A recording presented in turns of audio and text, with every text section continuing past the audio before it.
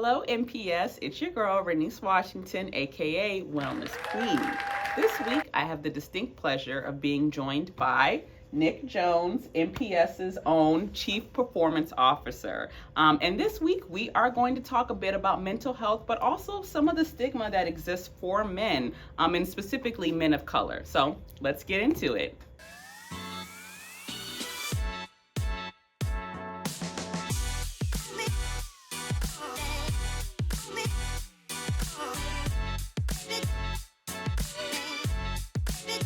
Before we kind of get into your story, Nic, and kind of hearing from a man, right?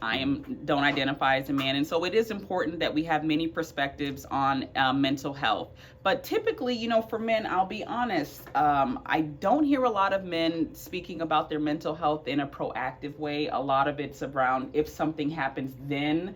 And when it comes to whatever the mental health supports are, I notice most men, not all of course, prefer to maybe do something a bit more physical over maybe talking about their mental health. And so there is some stigma around being perceived as weak for needing support. Do you find that to be true, first of all? And how do you kind of handle that as a man?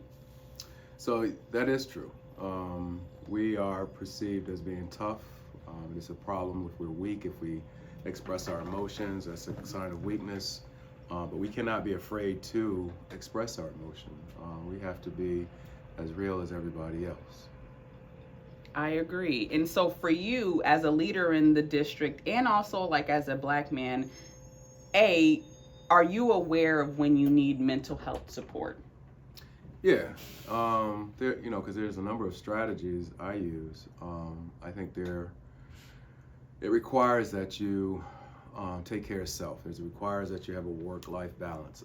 It's a requirement that you do have the health piece, whether that is working out, whatever you can do. For me, I focus a lot on making sure my work-life balance is balanced.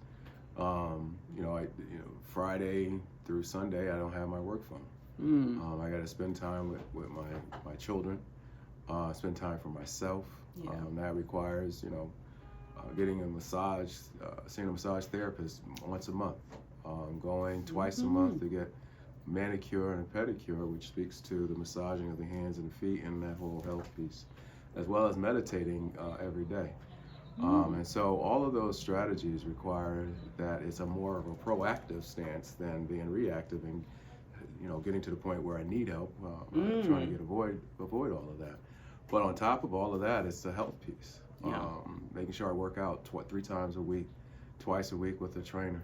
Going do my cardio 6 out of the 7 days. Oof.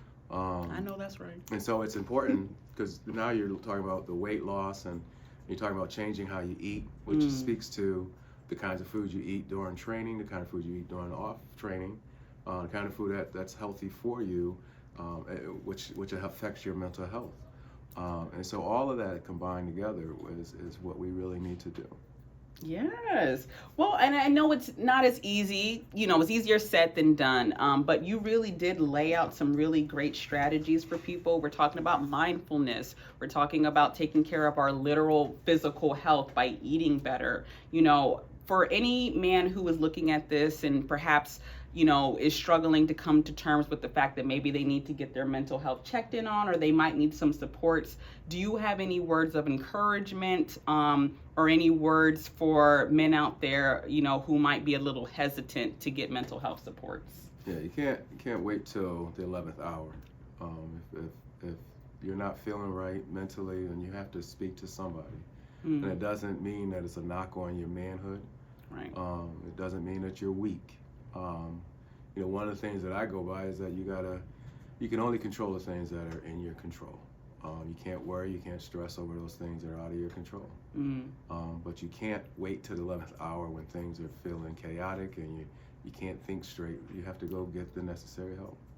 Absolutely. And so, Nic, I want to thank you for joining us. You know, we could use more time to hear your greatness, but I'm hoping that this at least allows men to open up the door a little bit to maybe spring health, to maybe going to some of the physical activities that we have here in the district so that you can get some type of community or relief. And most of all, man, woman, everybody in between, you deserve. And so, you know, when it comes to your mental health, you deserve the investment. And so, men, that includes you too. All right, Nic. Well, thank you once again for joining me. It has been a pleasure. Thank you. And to everybody else, continue to check out our mental health resources. And as always, it's been a pleasure. Your wellness queen.